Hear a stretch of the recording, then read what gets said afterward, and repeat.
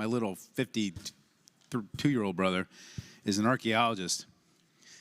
And one of the things he studies, he specializes in the peopling of North America.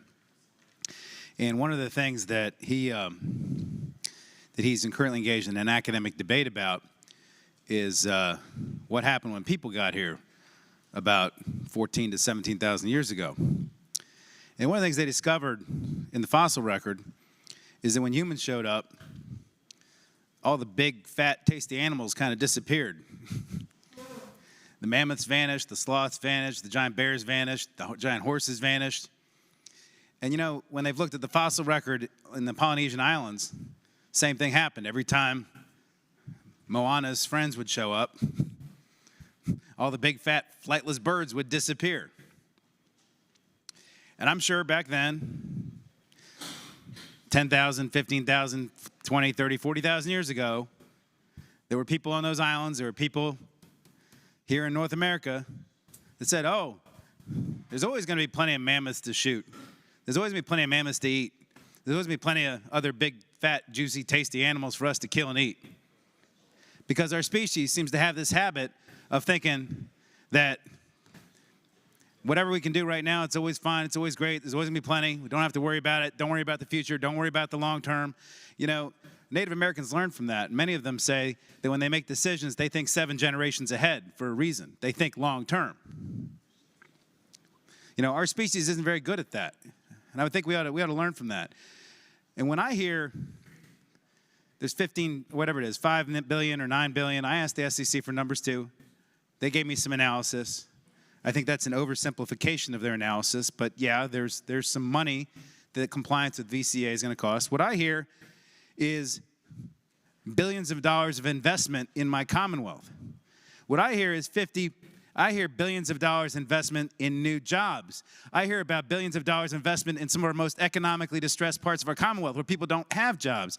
I hear billions of dollars of new infrastructure that localities can tax to pay for their schools. I hear billions of dollars of economic opportunity for a lot of the folks who are complaining about it. That's what I hear. And I hear money going from one part of the state to another to help pay for those opportunities.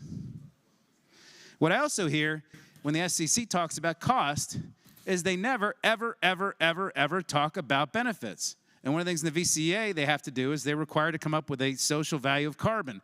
They haven't done that yet. It's a proceeding that's coming.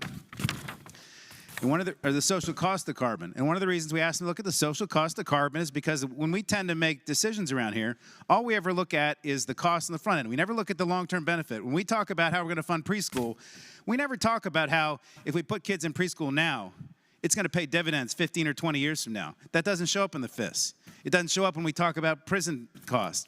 It doesn't show up in any of this stuff. And you know what? When we talk about utility costs, when we talk about spending $10 on solar, we don't talk about how much money it's going to save us on flood prevention in Norfolk. We don't talk about how much it's going to save us in flood prevention in Tazewell. And if you haven't noticed, recurrent flooding is becoming a real problem in this Commonwealth. We just had one of the worst hurricane disasters in Southwest Virginia we've ever had. Why? Because of climate change. And we can continue to stick our head in the sand and pretend like it's not happening and say, we don't want to pay for it. It's too expensive. It's going to cost us money over 10 years. And by the way, when you reduce this number to a monthly amount per house, it ain't $9 billion. But we're not going to solve the problem. And I would ask my colleagues to think about this. How much opportunity does that billions of dollars create? How much climate change does it save? How much cancer does it avoid when our air is cleaner, when our water is cleaner?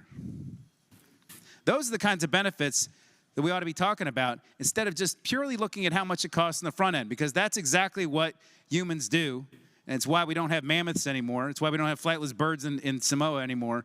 Our species is really good at doing all it can right now in the present and not thinking about the future. I think we ought to think about it that way instead of being so myopic.